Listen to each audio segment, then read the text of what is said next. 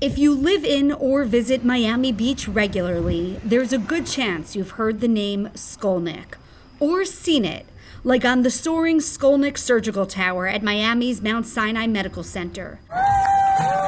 Barry Skolnick is a force in this city, but his name, philanthropy, and influence have made their mark across the globe. I enjoy working, and I work hard at what I do. Among many things, Barry is a longtime board member here at the Holocaust Memorial and Tolerance Center of Nassau County, or HMTC for short. It's Long Island's only Holocaust museum, a nonprofit organization where I produce videos mostly about Holocaust survivors.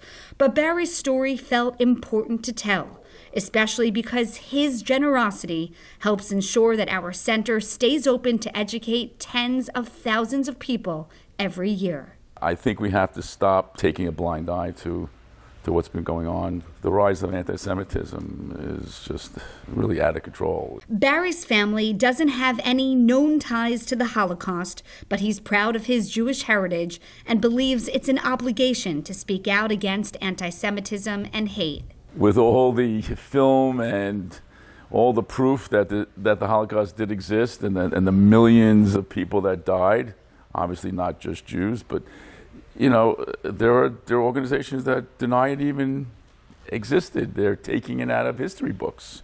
At his breathtaking apartment overlooking some of Miami's most exclusive neighborhoods, I've been here for over 20 years. Barry opens up to me about his childhood, his family, his wild success in business and real estate, and his endless passions and hobbies. It's pretty spectacular. If you really think about what goes into these sculptures, it's insane. His overall art collection is extraordinary, unique and powerful pieces, some from well-established artists and others from those who are up and coming. He does a lot of sculptures. He's from Paris.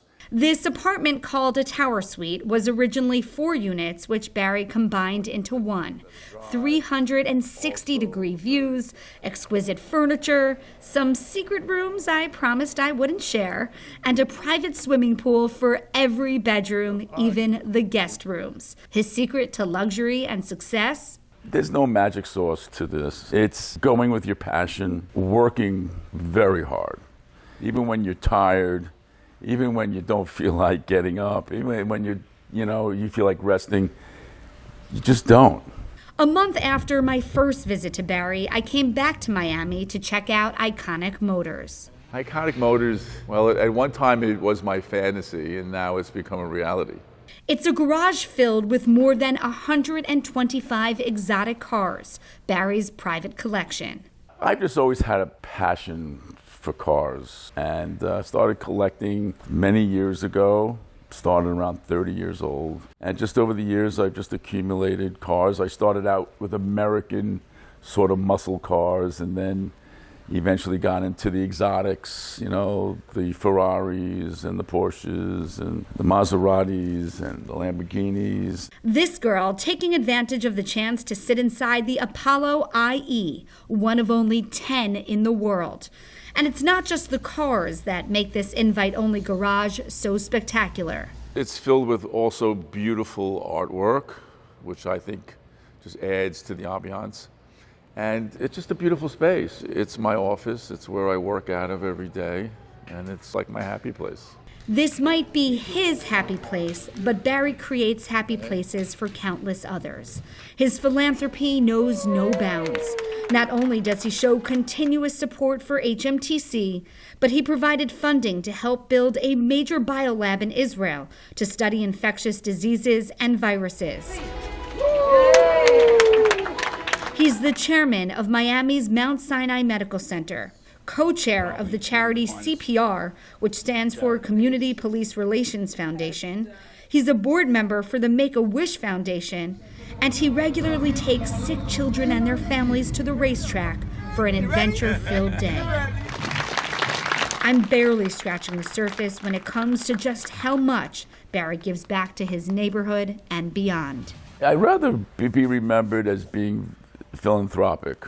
I've been very fortunate, and I think it's important to give back. And I feel that the more that I give, the more that I get.